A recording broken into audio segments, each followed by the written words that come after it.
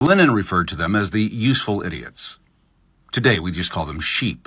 Those who follow blindly, not knowing why they think what they think, but they're going along with the rest of the crowd because they think, well, if I'm with the rest of the crowd, I'm safe. And that crowd is saying, don't ban TikTok. They're protecting our free speech because they're sheep.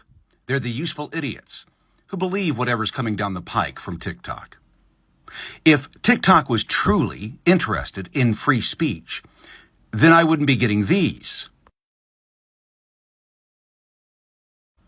And why did they say that they can't put my content on the For You page? Because it's misinformation. But it's not. It's statements and words of fellow citizens that are worried about what's going to happen on May 27th. Here's the entire video. Judge for yourself. The following video is a two-parter. You're going to want to watch the entire thing to fully understand exactly where we are. To begin with, May 27th, just a few weeks away, may be more important to American history than July 4th. Take a listen. I'm Reggie Littlejohn, co-founder of the Sovereignty Coalition and founder of the Anti-Globalist International Organization.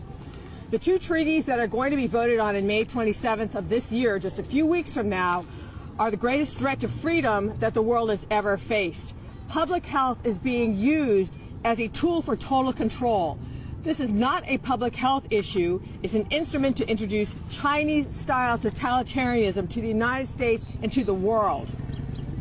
Now, the international health regulations, if the WHO gets what it wants, they'll be able to mandate vaccines, mandate masks, mandate lockdowns, and mandate quarantines in the United States and all over the world. Also, they will be able to mandate that the governments of the world surveil and censor their citizens, no doubt through mandatory digital IDs, which can be used as the basis of a China social credit system style rule of totalitarian control. Thank you all. I'm pleased to stand with my colleagues and other friends and great patriots that are interested in the sovereignty of America. And don't be distracted at this moment. Don't you be distracted. Let's not America be distracted by what's happening in this building or what's about to happen in this building behind us.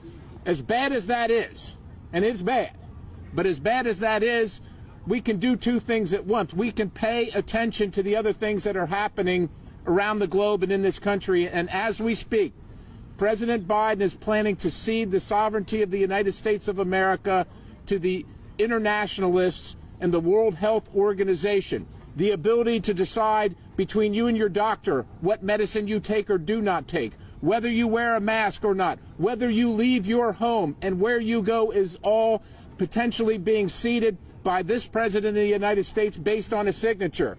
Subverting and disregarding the Constitution of the United States, bypassing the Senate, saying it's not a treaty, doing the exact same thing that President Obama did with the Iran nuclear deal.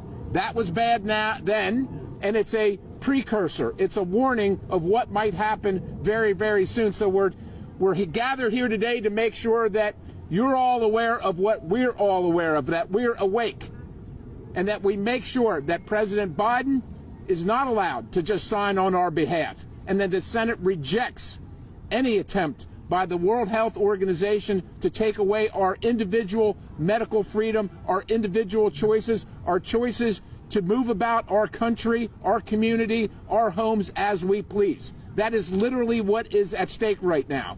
And then be forced to pay for it without even knowing what the bill is. It is unacceptable.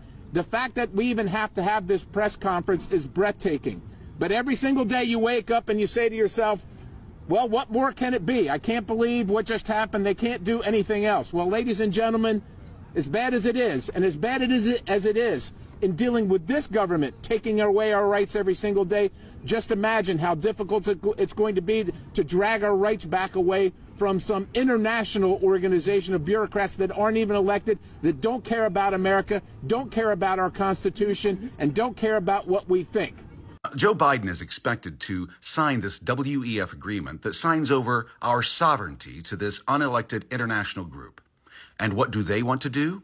Let's cue up that clip, Jay, from the Mayor of London. He describes very point blankly now what a 15-minute city actually is. Take a listen. It is something that the WEF has created called C40. and it's called C40 Cities. I would urge you to certainly look on the internet about it, and then go to all of the TikTokers and see what they're really saying. Basically, you won't be able to drive a petrol or diesel car anymore. You'll have to buy electric. If you want food, you will get a calorie-controlled system sent to you by text saying, this is what you can eat today. This is what you can have today.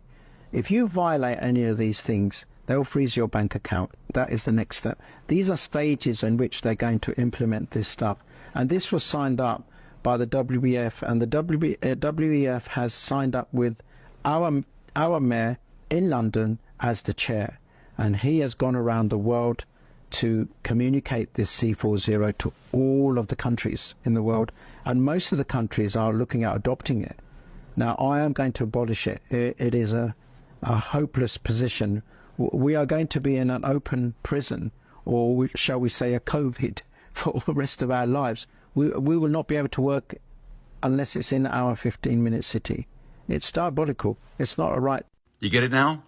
May 27th is far more important than July 4th. July 4th guaranteed our freedoms. May 27th does just the opposite. And that right there is why TikTok cannot be allowed to stay in this nation. If they can control the narrative of American citizens, if they can control our voices, then they control the nation. That's the way it works. That's why free speech is the First Amendment, not the Second.